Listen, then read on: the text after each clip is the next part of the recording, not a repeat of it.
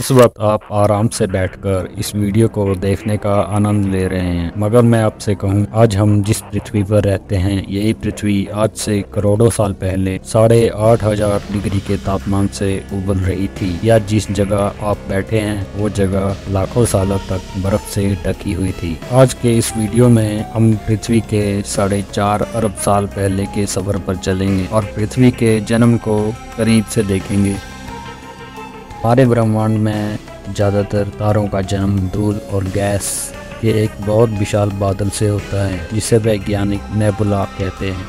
हमारे सूर्य का जन्म भी कुछ ऐसे ही हुआ था। जिस जगह आज हमारा सौरमंडल है वहाँ विभिन्न प्रकार की गैस और धूल के बादल हुआ करते थे और इन धूल के बादलों से दूर एक तारा हुआ करता था। समय के साथ साथ उस तारे की ऊर्जा कम होने लगी, जिसके कारण उसके अंदर एक विस्फोट हुआ। विस्फोट की वजह से बादलों में स्थित धूल के कण दबाव और गर्मी के कारण बड़े बड़े उल्कापिंड और पत्थरों में बदल चुके थे और इसी दबाव की वजह से इन बादलों में स्थित रेडियो एक्टिव पदार्थ ने ग्रेविटी का निर्माण किया और इस ग्रेविटी के कारण इसमें हाइड्रोजन और हीलियम इकट्ठा होने लगे। इस भयंकर दबाव के कारण एक विशाल विस्फोट हुआ और इसी विस्फोट के कारण सूर्य का जन्म हुआ। अंतरिक्ष में फैले एस्ट्रॉइड यानी क्षुद्र ग्रह भारी वजन की वजह से सूरज के करीब आकर सूरज की परिक्रमा करने लगे और इन एस्ट्रॉइड में टकराव के कारण मरकरी, वीनस, अर्थ और मार्स जैसे ग्रहों का निर्माण हुआ। वैज्ञानिकों के मुताबिक उस समय पृथ्वी और मार्स यानी मंगल ग्रह के बीच यह नाम का ग्रह सूरज की परिक्रमा किया करता था। पृथ्वी पर ग्रेविटी होने की वजह से सूरज की परिक्रमा करने वाले एस्ट्रॉइड अब पृथ्वी की परिक्रमा करने लगे और धीरे धीरे करोड़ों सालों तक ये पृथ्वी पर गिरते रहे। और ऐसी ही घटना हमारे पड़ोसी ग्रह थिया पर भी हो रही थी, जिसके कारण थिया पृथ्वी के और करीब आने लगा और आकर पृथ्वी से टकरा गया। इसी भयंकर टकराव की वजह से पृथ्वी के हिस्से कणों के रूप में अंतरिक्ष में फैल गए और धीरे धीरे पृथ्वी की परिक्रमा करने लगे और फिर इन्हीं परिक्रमा करते हुए कणों में टकराव होने लगा, जिससे हमारे चांद का निर्माण हुआ। उस समय पृथ्वी पर एक ही समुद्र हुआ करता था और वो था 1900 डिग्री सेल्सियस के तापमान पर उबलते हुए लावे का। उबल रही थी धरती, उबल रही थी वो सारी चीज़ें जिसे आज हम अलग अलग नाम से जानते हैं। वक्त बीतने के साथ साथ पृथ्वी धीरे धीरे ठंडी हो रही थी, जिसके कारण पृथ्वी के भारी तत्व जैसे धातु और रेडियो एक्टिव पदार्थ पृथ्वी के केंद्र में जाकर इकट्ठा हो गए और हल्के पदार्थ पृथ्वी की सतह पर आ गए। करोड़ों सालों तक पृथ्वी पर उल्कापिंडों की बरसात हुई और इन गिरते हुए उल्कापिंडों में जमा था नमक, मिनरल यानी खनिज और पानी। करोड़ों सालों तक उल्कापिंडों की बरसात होती रही और धीरे धीरे पृथ्वी की ऊपरी सतह पानी से ढकने लगी। और वैज्ञानिकों की माने तो यही वो वक्त था जब पृथ्वी के अंदर निकलते ज्वालामुखियों से पहली बार सूक्ष्म जीवों का निर्माण हुआ। लाखों सालों बाद एक वक्त ऐसा आया जब पृथ्वी की पूरी सतह पानी से ढक चुकी थी। हमारी पृथ्वी के सबसे अंदर का कोर रेडियो एक्टिव पदार्थ से बने होने की वजह से हरदम गर्म होता रहता है, लेकिन जब भी पृथ्वी की ऊपरी सतह ठंडी हो जाती है तब पृथ्वी के अंदर की गर्मी बाहर नहीं निकल पाती, जिसके कारण ज्वालामुखियों का निर्माण होता है। और उस समय भी कुछ ऐसा ही हुआ। पानी से ढकी पृथ्वी पर धीरे धीरे ज्वालामुखी निकलने लगे और लाखों सालों तक इन ज्वालामुखियों के निकलने का सिलसिला ऐसे ही जारी रहा, जिससे पानी के ऊपर जमीन का निर्माण हो रहा था।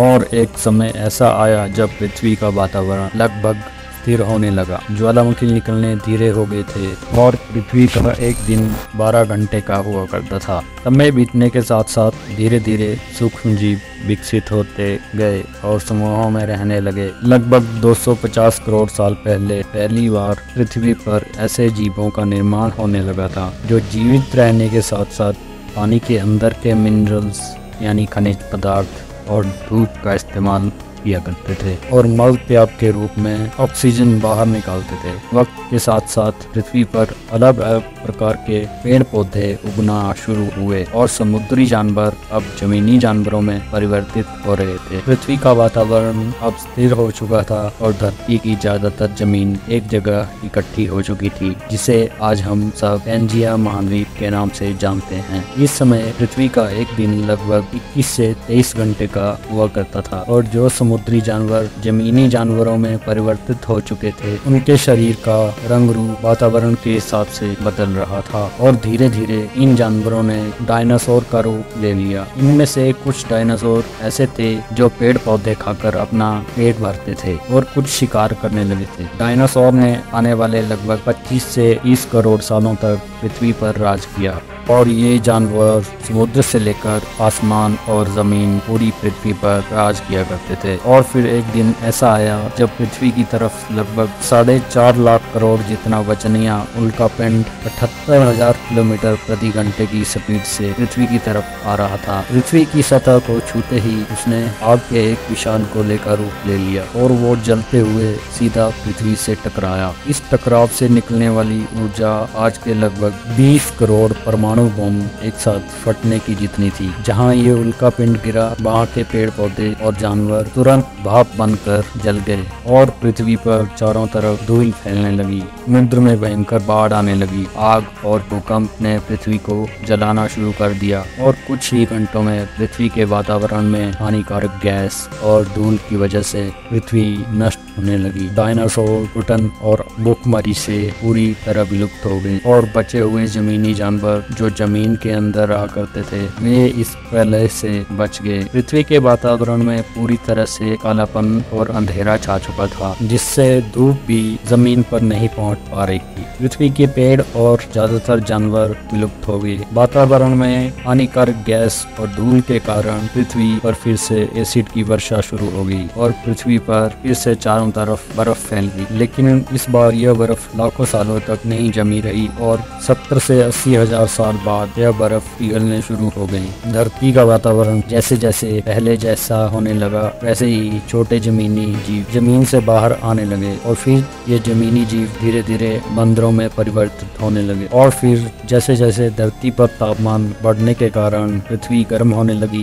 वैसे वैसे जंगल सूखने लगे और जंगल की चीजें खाने वाले बंदरों को खाने की कमी होने लगी और फिर खाने की तलाश में ये जानवर अलग अलग जगह घूमने लगे। और कुछ समय बाद इन बंदरों ने चलना शुरू कर दिया और खाने की कमी होने के कारण अब ये बंदर दूसरे जानवरों का शिकार भी करने लगे। धीरे धीरे ये बंदर एप्स यानी बानर में परिवर्तित हुए। खाने की तलाश में ये एप्स पृथ्वी के दूसरे हिस्सों में फैलने लगे और धीरे धीरे इनके शरीर का रंग रूप वहीं के मौसम के हिसाब से बदलता गया। वक्त के साथ साथ ये एप्स आदिवासी बने और फिर आग और हथियारों का आविष्कार किया और धीरे धीरे ये आदिवासी इंसान के रूप में विकसित होने लगी और फिर इंसान बनने के साथ साथ हमें सोचने समझने की क्षमता विकसित हुई, जिससे आगे चलकर हमने धर्म से लेकर परिवार, भाषा और संस्कृति का निर्माण किया और वक्त के साथ साथ हम विकसित होते गए और आज के समय में हम इस पृथ्वी की सबसे विकसित प्रजाति बन चुके हैं। लेकिन हम फिर से अपनी पृथ्वी को